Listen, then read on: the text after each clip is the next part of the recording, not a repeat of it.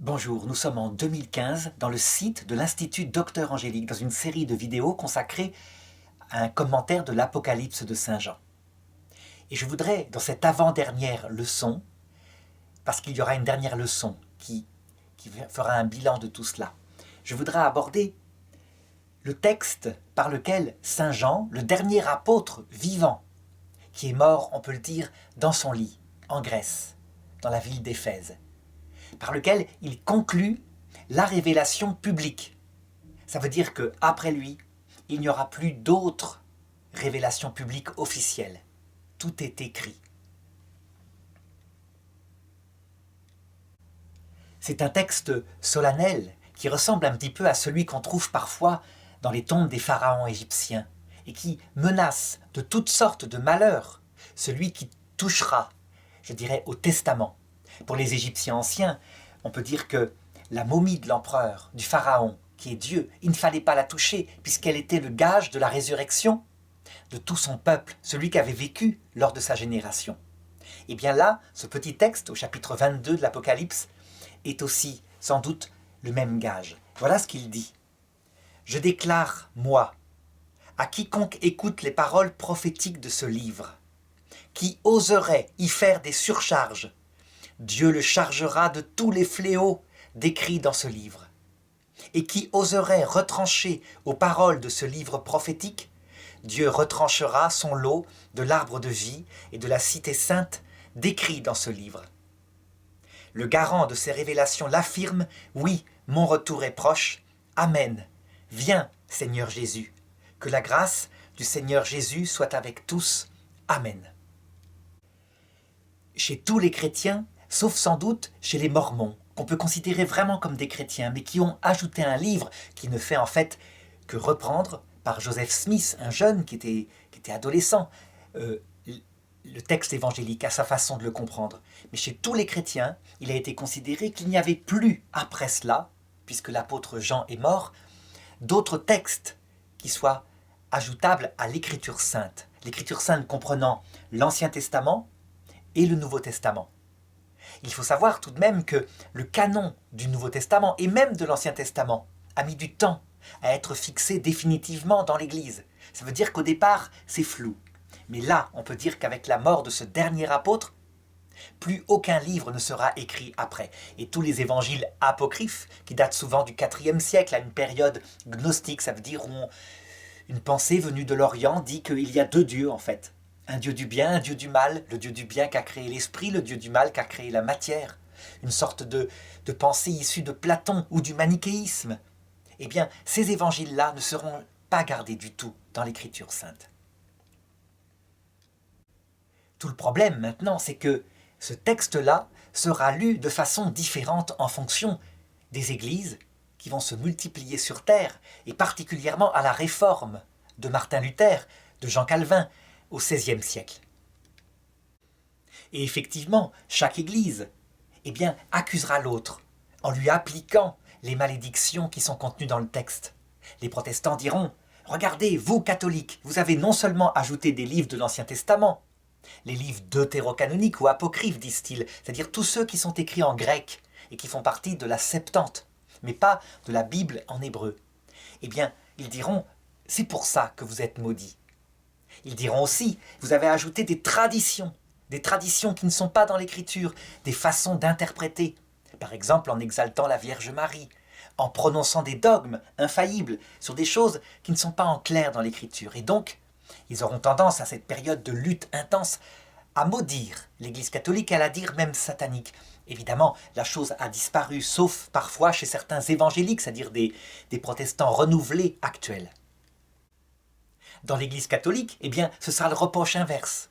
Le reproche consistera à dire « Vous avez retiré des livres de l'Ancien Testament, tous les livres écrits en grec, et donc toutes les malédictions contenues dans ce livre vous sont appliquées. » Il faut bien se rendre compte que nous parlons là d'une période passée, où les chrétiens de tous bords sont d'une civilisation chrétienne, et que sans s'en rendre compte, inconsciemment je dirais, ils aiment plus leur civilisation unifiée que le Christ qui est amour. Et donc du coup, ils lisent ce texte selon que ça les arrange, en regardant la paille dans l'œil de l'autre, et en ne voyant pas la poutre dans leur propre œil. Et ça, c'est valable pour toutes les confessions chrétiennes. Hein. Aucune ne pourra, je dirais, à la fin du monde se lever en disant j'ai été plus humble et moins accusatrice que l'autre. Et donc, à partir de là, dans une lecture catholique, puisque nous sommes ici dans un institut catholique, je voudrais regarder maintenant ce qu'il s'est passé vraiment, mais je dirais pas de manière partisane. Donc chacun jugera d'ailleurs si c'est partisan ou pas, ce qui s'est passé vraiment. Et pour cela, je voudrais donner la définition catholique de la parole de Dieu, de la révélation. La définition catholique de la parole de Dieu, c'est que Dieu parle, certes, par l'Écriture sainte, mais absolument pas seulement. Et l'Écriture sainte elle-même le confirme. La première parole de Dieu, c'est sa création. Saint Paul le dit. Ceux qui ne croient pas en Dieu, qui disent qu'il n'y a pas de Dieu, ils sont sans excuse. Ils n'ont qu'à regarder la création. La sagesse, l'intelligence du Créateur se laisse voir manifestement à travers ses œuvres. Donc, la création est la première parole par laquelle Dieu parle. Et au sommet de la création, l'homme et la femme, d'abord dans leur structure, c'est vrai, cet être parfait, 3 degrés de vie, pas si parfait que cela aussi, hein. C'est-à-dire blessé par le péché originel. Mais en tout cas, cette structure est magnifiquement faite. Et puis, l'homme et la femme, lorsqu'ils se comportent bien, qu'ils retrouvent cette perfection originelle, donc la sainteté. La contemplation des saints est parole de Dieu. Comme dit la Bible, homme et femme, il les créa. À son image, il les créa. Il y a donc bien, dans la contemplation de l'être humain, lorsqu'il se comporte saintement, la révélation de quelque chose de Dieu. La conséquence de cela, évidemment, c'est que l'être humain, même s'il n'est pas un être humain, il est Dieu fait homme. L'être humain qui a le plus correspondu à Dieu, qui est parole de Dieu faite chair, au point que Jésus-Christ dit « Celui qui me voit a vu le Père ». C'est Jésus-Christ. Donc je dirais que la première parole de Dieu, c'est Jésus-Christ. Donc c'est une personne.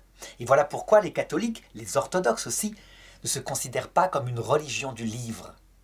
Ça, c'est quelque chose qui est plutôt de l'époque de Luther, où l'écriture seule est exaltée, et c'est quelque chose qu'attribuent aux chrétiens les musulmans, à tort, je pense.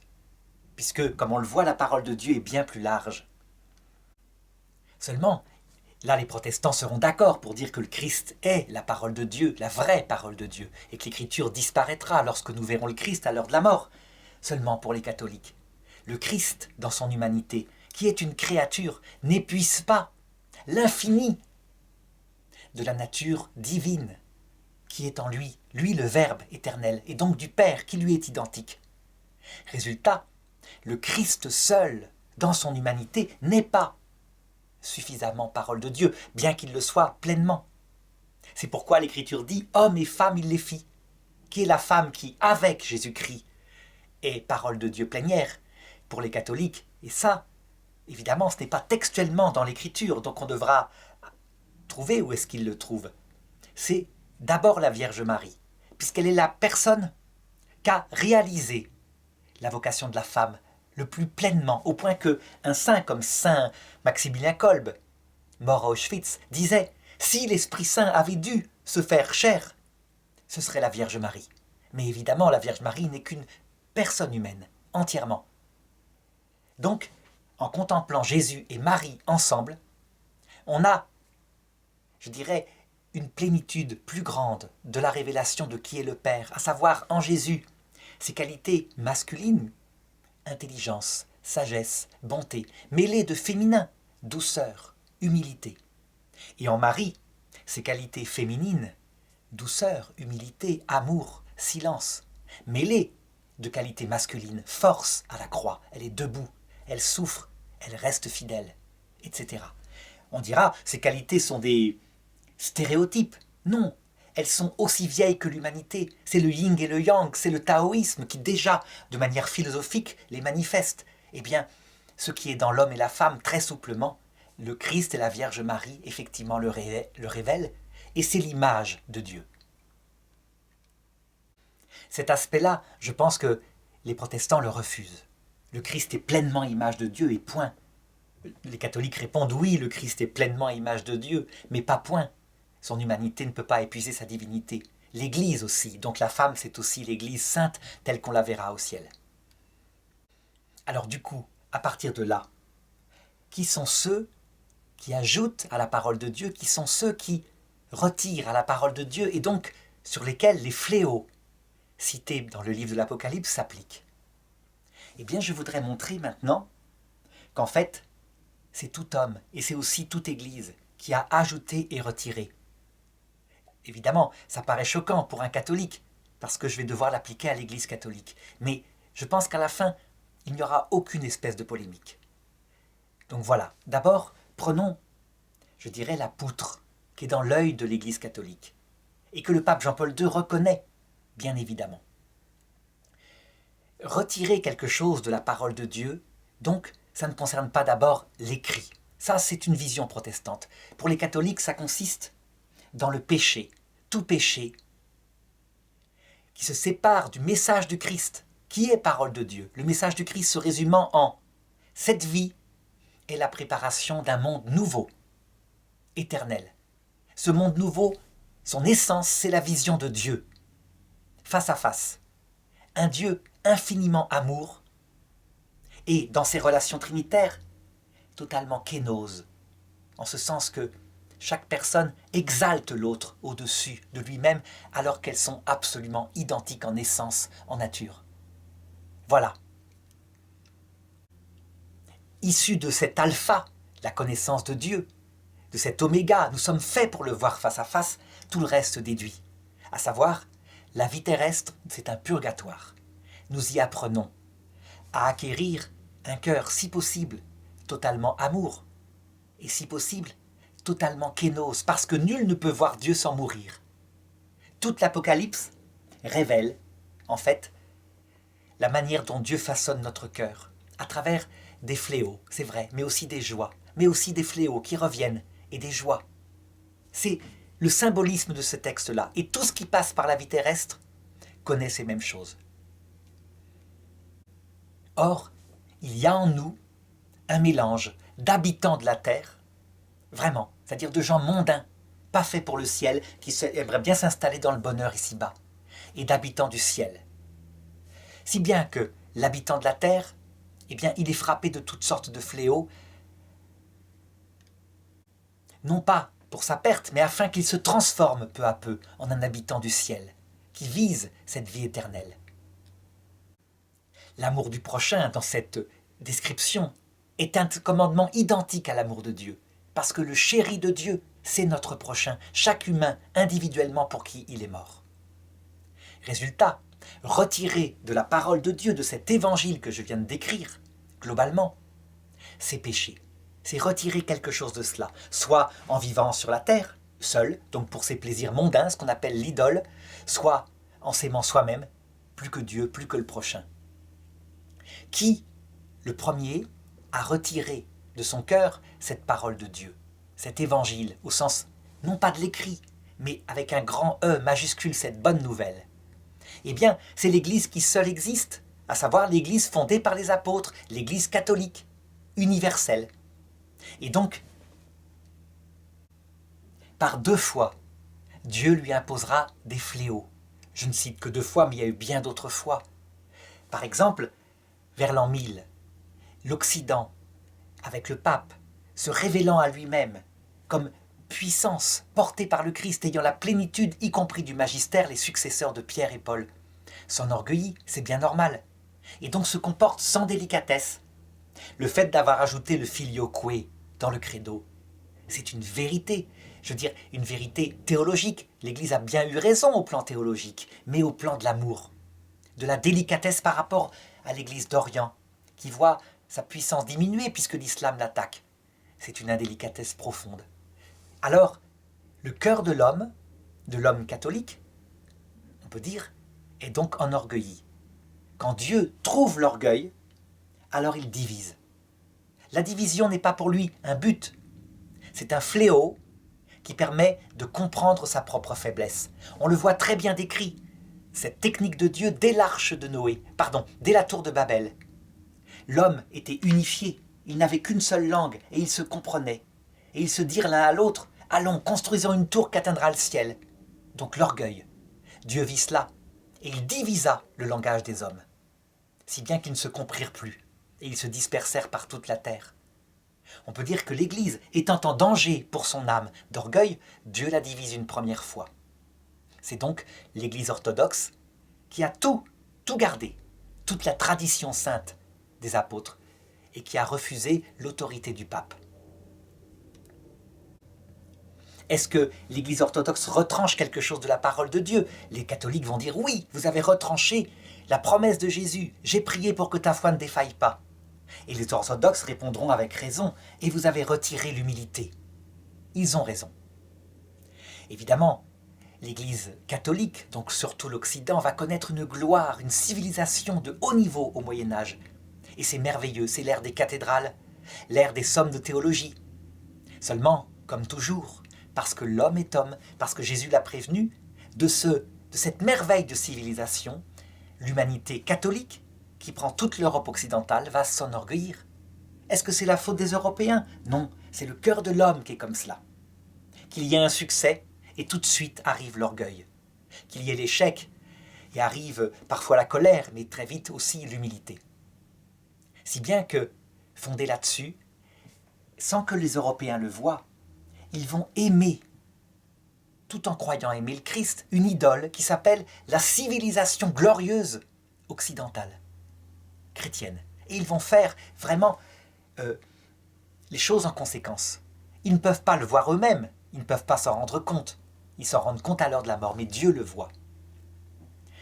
Il y aura quelques symptômes, comme par exemple les peines sévères appliquées aux hérétiques, brûlés parfois, etc.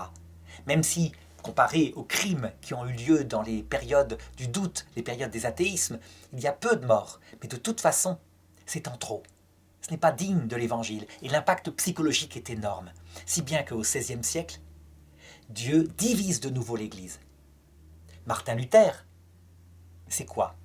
C'est un homme qui, au départ, fait une recherche de théologie, qui a un esprit évidemment très fort. Mais il cherche vraiment Dieu, il cherche à savoir comment on peut être sûr d'être sauvé, puisqu'il se constate pécheur et qu'il croit sincèrement, selon les prédications des prêtres, que si on meurt pécheur, on est aussitôt conduit en enfer, et que la mort arrive comme un piège, n'importe quand. Il constate qu'il pêche, il a des problèmes avec la chasteté, des choses comme cela, ce sont des péchés mortels de faiblesse. Il est sauvé dans son âme par l'idée que la foi seule suffit, qu'il sera toujours pécheur, mais que Jésus-Christ a appliqué, s'il veut bien faire confiance, son salut à son âme. Et c'est quelque chose qui est rassurant, qui est profond. Évidemment, ce n'est pas la théologie profonde de l'Église catholique, mais c'est un premier pas, je dirais, de la spiritualité. Pour décrire la théologie profonde de l'Église catholique, c'est que ce premier pas, la foi, la confiance, introduit un deuxième pas, qui s'appelle la charité, qui, elle, est vraiment le salut. Ça veut dire que si nous nous abaissons en reconnaissant que nous sommes pécheurs, alors un amour d'amitié entre nous et Dieu est possible. Un vrai amour d'amitié qui ressemble au mariage. Si bien que Dieu, en nous voyant nous abaisser et l'aimer, nous élève, nous donne ses pouvoirs, fait de nous véritablement ses collaborateurs, même ses co-rédempteurs. Jésus le peut, il est le seul rédempteur. Il a donc le droit d'établir ceux qui l'aiment et qui s'abaissent humblement là où il veut, même au-dessus de lui, au point qu'il dit « Celui qui m'aime fera des œuvres plus grandes que celles que j'ai faites à vous en stupéfier. » C'est typique de Dieu, puisque dans sa Trinité, il n'arrête pas de faire cela. Le Père exalte le Fils au-dessus de lui, et réciproquement. Alors évidemment, lorsque Luther fait sa réforme, eh bien, les papes et les catholiques réagissent comme ils sont, ça veut dire par la violence, le danger, la suspicion, la haine théologique. Et Luther, qui est issu du même milieu, du même monde, réagit exactement pareil. Actuellement, les protestants disent « Mais non, c'est les catholiques qui étaient comme ça, les papistes. Nous n'étions pas comme ça, nous étions victimes. » Pas du tout. Luther fera exécuter une révolte de protestants, de paysans protestants, parce qu'ils suivent ses principes et qu'ils les suivent trop loin. Et le protestantisme, après lui, fera les mêmes horreurs, les mêmes guerres, et peut-être même parfois plus, parce que, n'ayant pas d'autorité, les pasteurs dans les villes, dans les villages, sont comme le pape. S'il décide qu'une femme est sorcière, quel sera l'appel? Chez les catholiques, Jeanne d'Arc est tuée, donc c'est la même chose. Mais si les règles du droit avaient été suivies, son appel au pape aurait été écouté en deuxième instance. Elle n'aurait donc pas été comme ça brûlée vive. Il y a eu un déni de justice parce que l'Église, dans sa sagesse, avait établi un droit, le droit canonique. Alors, qui des deux, catholiques, protestants, a retiré à la parole de Dieu à ce moment-là? Les deux, exactement à équivalence. On adore une civilisation, le fait d'avoir raison. On veut prendre des fidèles à l'autre. On pense que l'autre est maudit, qu'il ira en enfer. On juge soi-même de la damnation des autres. En fait, il fallait bien cette division, comme Dieu le fit pour Salomon lorsqu'il adora les idoles de ses femmes, de ses 1000 femmes. Il fallait bien cette division. Peut-être que ça fit des guerres, mais au bout du compte, ça obligea les chrétiens à se réformer, d'abord du côté de leur théologie, mais ce n'est pas suffisant. Ensuite, du côté de l'amour. Deuxième étape, essayer d'aimer l'autre, donc de ne pas le massacrer dès qu'on le voit. Et enfin, et ce n'est pas encore fait partout, du côté de l'humilité, savoir lire dans la théologie de l'autre ce qui est valable, ce qui est bien. L'Église catholique s'y attelle, les protestants luthériens calvinistes s'y attellent, les évangéliques ne s'y attellent pas du tout actuellement. Alors évidemment, parce que catholiques comme protestants ne voient pas cela, qu'ils ont retiré quelque chose à la parole de Dieu, et donc que les fléaux contenus dans l'Apocalypse leur ont été appliqués, comme l'avait dit Saint Jean. Réellement, division, guerre, meurtre, mal-être intérieur, arrogance, tout ce qu'on peut imaginer. Eh bien, parce qu'ils ne le voient pas, les catholiques et les protestants vont se battre sur ce qui est visible. Qui a la vraie Bible? Les protestants disant que la vraie Bible, c'est uniquement, la vraie révélation, c'est uniquement l'écrit, eh bien ils vont dire, l'Ancien Testament nous le prenons tout entier, mais ils vont choisir, contre les décisions de l'Église bien avant eux, 1000 ans avant eux, de ne garder que les livres écrits en hébreu. Tous les livres écrits en grec, ils vont les évacuer du texte en disant « les catholiques ont ajouté à la parole de Dieu, alors les malédictions sont sur eux ». Qui a raison à ce niveau-là?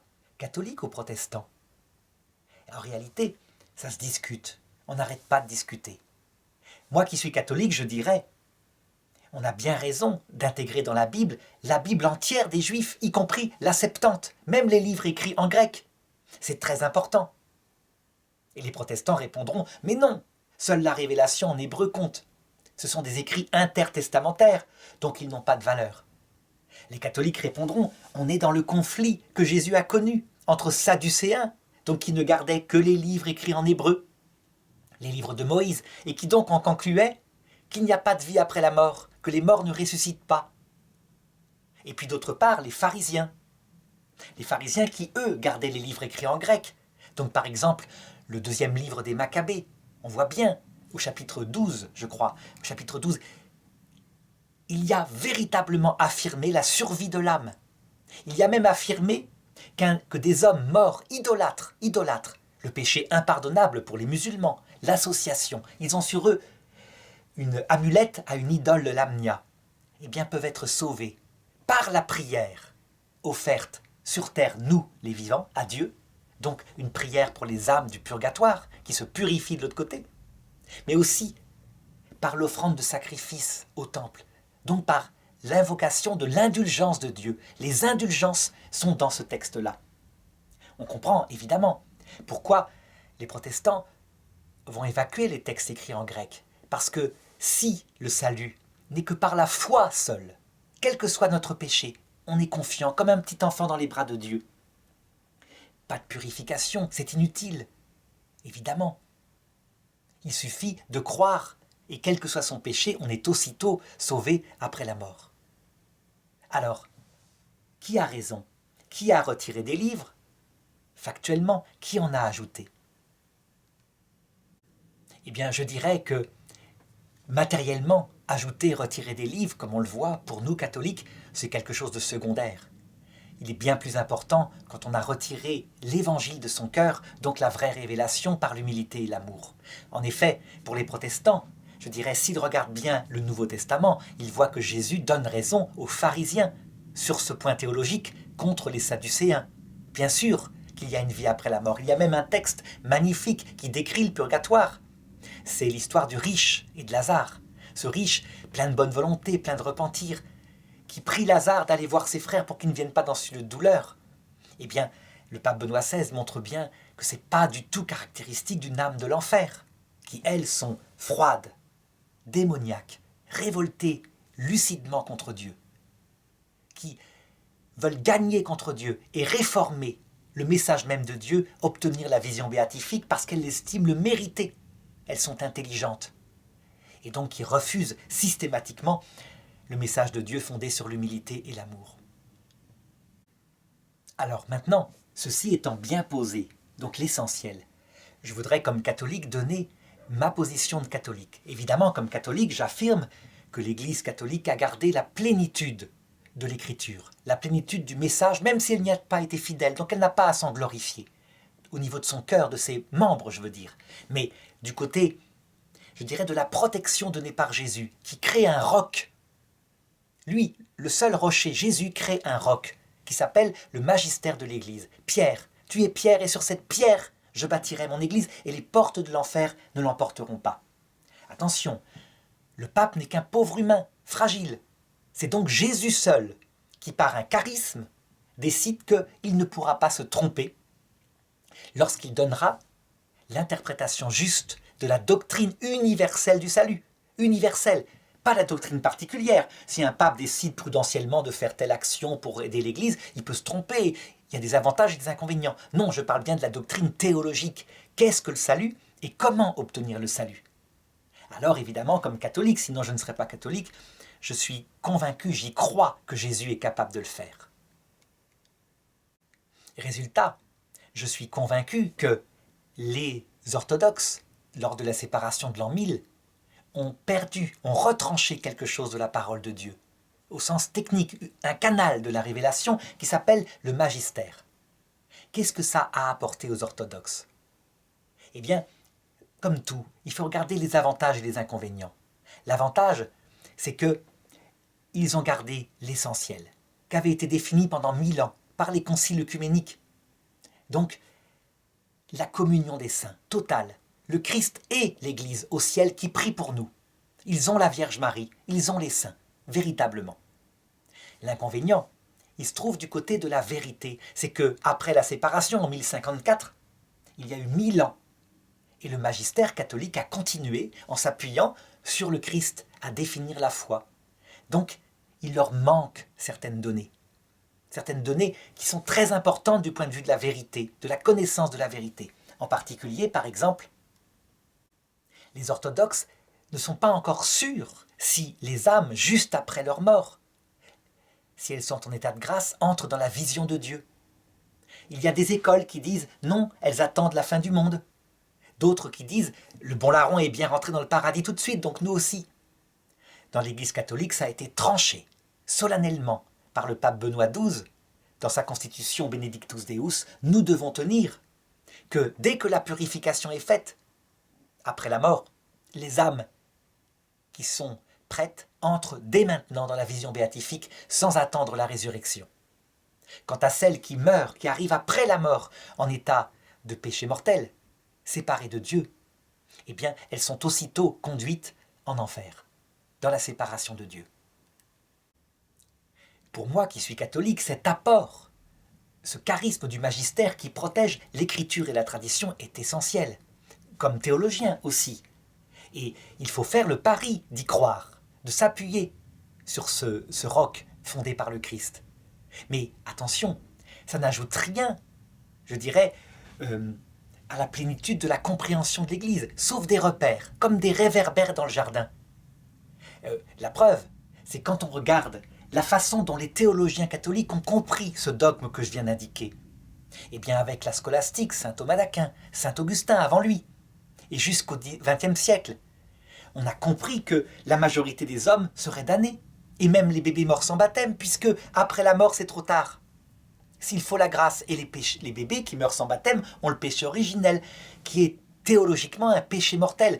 Péché n'étant pas identique de culpabilité. Le bébé n'est pas coupable, mais de séparation de Dieu. Le seul péché originel coupable, c'est Adam et Ève qui l'ont commis. Évidemment, au XXe siècle, en y réfléchissant, le Concile Vatican II, le pape Benoît XVI ont dit « Cette interprétation scolastique ne peut pas aller. C'est pas possible. Les limbes éternelles des enfants ne peuvent pas exister. Nous devons tenir, affirme Vatican II, donc qui est parti du magistère, Gaudium et Spes 22.5, que Dieu propose son salut à tout homme par un moyen connu de lui. Il faut le trouver, aux théologiens de chercher. » Donc, parfois, même si l'Église catholique a la plénitude des trois sources, à savoir la tradition qui a produit l'écriture que gardent les protestants, et le magistère qui définit ce qui est bonne interprétation et mauvaise interprétation. Mais parfois, ils ne comprennent pas. Et il est arrivé que les orthodoxes, fondés sur des pères, des docteurs orthodoxes, qui dans leur sainteté étaient allés plus loin, étaient plus avancés dans la compréhension de ce que fait Dieu, et que le pape Benoît XVI indique pour la première fois, à savoir que la mort, c'est évidemment pas un instant, c'est le passage de la mort, où le Christ paraît, et où tout homme se voit prêcher l'évangile, y compris ceux qui n'en ont jamais entendu parler, où les bébés peuvent grandir. Ça peut devenir un séjour. C'est textuellement dans l'Écriture, le Sheol, l'Hadès, les limbes, dans lequel une grande lumière apparaît, et le Christ se met à prêcher. Maintenant, si on regarde du côté protestant, donc les malédictions qui viennent du péché sont tombées sur eux comme sur les catholiques et les orthodoxes, ça c'est vrai. Mais maintenant, techniquement, ont-ils ajouté ou retiré à la parole de Dieu? Moi, comme catholique, je dirais, ils ont retiré. Les Juifs, quand on regarde leur fonctionnement depuis le début, depuis Abraham, c'est un peuple qui n'a pas de pensée propre, si ce n'est qu'il sait prendre là où est la vérité, les parcelles de vérité et les intègre avec l'aide de l'Esprit Saint dans la révélation. Il y a donc des choses qui viennent de Babylone, des choses qui viennent de l'Égypte antique et des choses qui viennent des Grecs. Des Grecs vient la notion d'âme immortelle, d'Hadès, donc de séjour des morts, où ils vivent, etc. Eh bien, ils le prennent infailliblement parce que l'Esprit Saint inspire l'Écriture. Donc, ne pas garder les livres écrits en grec, ne garder que les livres écrits en hébreu, c'est évidemment amputer, me semble-t-il, l'Ancien Testament, des derniers prophètes qui préparent la venue de Jésus, qui lui, évidemment, non seulement garde la pensée profonde découverte par les Maccabées, les frères Maccabées, mais qui laisse même ces évangiles être écrits en grec, ce qui prouve bien qu'il est juif. Il est de la tradition juive. Il prend la modernité. Le peuple juif continue d'agir comme cela. Il intègre des sciences, etc. Il prend le meilleur dans les inventions du monde. Alors, au point de vue théologique, évidemment, pour moi, catholique, la différence qu'il y a avec l'orthodoxie, c'est que dans le protestantisme, il y a une chute théologique, une chute concernant le contenu de la révélation. Tout est logique. Si la foi seule suffit, alors, l'être humain, blessé définitivement par le péché originel, est comme un enfant handicapé qui fait confiance à son père. C'est merveilleux, mais c'est pas assez. La révélation du Christ va bien plus loin, me semble-t-il. Il nous élève, comme je l'ai dit, c'est typique de lui. Il fait de nous son père, sa mère, ses frères, ses sœurs, si nous faisons sa volonté. Et c'est pas une parole en l'air. Ça veut dire que il nous donne tous ses pouvoirs. C'est la nature même de Dieu. Il nous fait donc collaborateurs. Le terme exact, l'analogie la plus forte, c'est pas l'enfant, c'est l'épouse. L'Apocalypse le dit, l'épouse s'est faite belle. Pas une épouse à la mode, je dirais, talibane. Donc soumise, obéissante, qui ne peut pas sortir sans l'autorisation soit de son père, soit de son frère, soit de son mari. Une épouse chrétienne. Donc, qui est libre, qui est adulte, qui est cultivée, qui prend des décisions par amour pour son mari, et son mari ne les vérifie même pas, il fait confiance, parce qu'ils sont en communion totale, ils se racontent tout, ils vivent l'un avec l'autre. Évidemment, du coup, pour moi catholique, la perte en ligne des protestants, c'est le salut par la charité, alliance réciproque d'amour, avec deux oui qui s'échangent à la croix, et qui nous représente à la croix pour dire oui, et conclure l'alliance nouvelle, c'est la nouvelle Ève. L'ancienne Ève avait dit non, puis Adam avait dit non. Le nouvel Adam, Jésus-Christ, dit oui, et la nouvelle Ève, l'épouse, répond oui, c'est Marie. Et nous, il nous reste, parce qu'elle nous élève aussi, nous, notre mère, au-dessus de nous-mêmes, à répondre oui. Alors nous deviendrons rois du cœur de Dieu. Donc, les catholiques peuvent prier les saints, ils peuvent les honorer, les vénérer, comme on honore et vénère son père et sa mère. Ils n'adorent pas les saints, jamais. L'adoration au sens strict, elle est réservée au Père, au Fils, au Saint-Esprit, Dieu seul. Donc les choses sont très claires dans le catholicisme et dans l'orthodoxie, ça veut dire dans les religions fondées par les apôtres. Donc évidemment, je pense qu'il y a une perte en ligne de la théologie chez les protestants. Par contre, là où ils ont un gain, s'ils ont une perte du côté de la vérité, ils ont un gain du côté de l'écoute, de la tolérance, puisque n'ayant que l'écriture seule, ce qui est impossible, chacun interprète à sa façon, ils sont obligés soit de se battre, soit de se respecter. Et donc ils ont appris à se respecter, à être tolérants. C'est une vertu importante. Grâce à eux, l'intolérance présente depuis le début, depuis le 4e siècle, disons, quand l'Église devient religion d'État, l'intolérance théologique, l'incapacité à discuter sans s'insulter, sans s'excommunier, sans, je dirais, se mettre en exil quand on ne pense pas comme il faut, disparaît. C'est très important. C'était un mal dans l'Église catholique quand des hommes, mettant leur virilité dans la doctrine théologique, se massacraient, peut-être pas toujours, mais disons en tout cas s'insultaient pour des thèses théologiques différentes. Donc avantages, inconvénients, perte en ligne de fait, mais gains en ligne, si bien que je peux dire maintenant, en concluant, que Dieu vraiment a fait ce qu'il fallait. Il a divisé quand il fallait. Certes, il a appliqué à tous les chrétiens les malédictions présentes dans ce livre, les chrétiens qui ont retiré tous quelque chose de profond, les chrétiens qui ont tous ajouté quelque chose de profond. Mais tout ça, c'est en vue du salut. Quand le Christ viendra à la fin du monde, et pour notre monde à nous, à l'heure de notre mort, je dirais, lui qui est la seule parole vivante, accompagné des saints et des anges. Donc, ils feront un. Eh bien, rectifiera tout ça. Au sens profond du terme, tous les disciples du Christ deviendront universellement amoureux de Dieu et pour le salut de tous les hommes qui sont sur terre, de toutes les religions, lorsque le Christ leur apparaîtra à leur tour.